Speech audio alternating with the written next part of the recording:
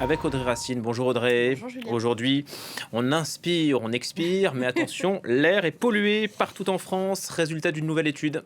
Oui, une pollution aux pesticides, enquête menée par Atmo France, qui est un regroupement de plusieurs associations de surveillance de la qualité de l'air. Et vous l'avez dit, on s'intéresse que depuis peu à la présence éventuelle des pesticides dans l'air, parce que longtemps, on a considéré que c'était totalement anecdotique, contrairement à la pollution des eaux et des sols. Et puis en 2021, le ministère en charge de l'environnement a réclamé une mesure de cette présence des pesticides dans l'air dans chaque région de France. Les relevés ont été faits en 2022 et 2023 à hauteur d'homme, à peu près à 1,60 m du sol. Ça, c'est important parce que c'est vraiment l'air qu'on respire, c'est pas au-dessus de nous. Et ce qui a conduit donc à une cartographie aujourd'hui des pesticides dans l'air qui est révélée aujourd'hui. Cartographie que vous allez pouvoir consulter sur Internet. Je tenterai de vous mettre le lien sous la vidéo de cette chronique en ligne. Donc une centaine de substances actives ont été étudiées, celles les plus utilisées, et environ une molécule sur 8 est apparue avec des niveaux qui étaient mesurables, qui n'étaient donc pas anecdotiques. En gris sur les jauges, vous voyez, c'est la moyenne nationale, et l'aiguille, elle positionne la région par rapport au relevé des autres régions. Si elle est au maximum, comme en bas à gauche, eh bien nulle part en France cette année-là, il n'y a eu de mesures plus élevées. Là, vous voyez qu'il y a des noms qu'on connaît, le fluopyrame qui était en concentration trop élevée dans l'eau de certaines communes du nord de la France, j'en avais parlé ici, ou le folpel, classé cancérogène, mutagène, reprotoxique probable par l'Organisation mondiale de la santé.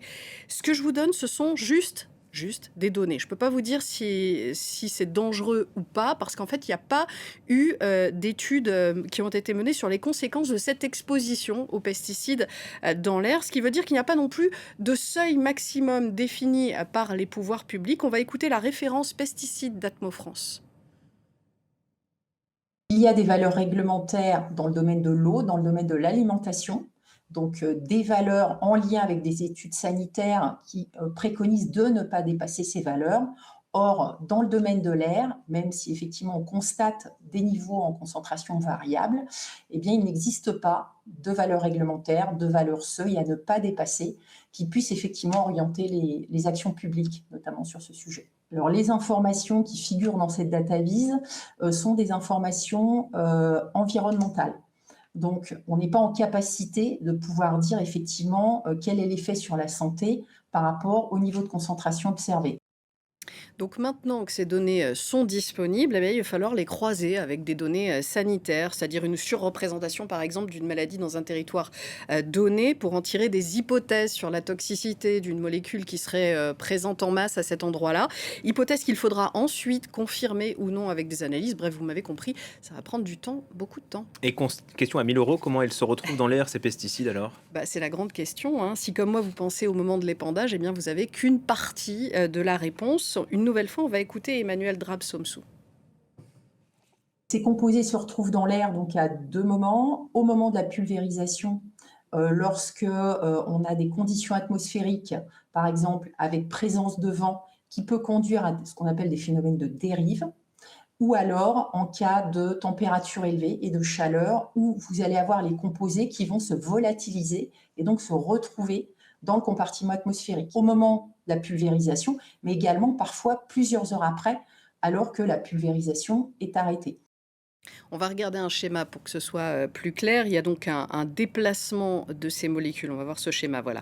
Déplacement de ces molécules liées au vent lors de l'épandage ou plus tard. Ça, c'est l'érosion éolienne des sols qui va redécoller ces molécules du sol et les conduire en suspension dans l'air. Et la volatilisation dont parlait Emmanuel Drabsomsou, c'est en quelque sorte l'évaporation.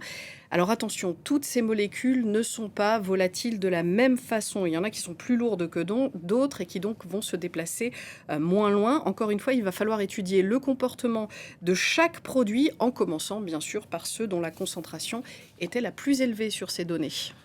Bon. Donc on mange plus, on ne respire plus donc. Et on ne boit plus. Et on ne boit plus. Voilà, faisons du vélo. Merci beaucoup Audrey.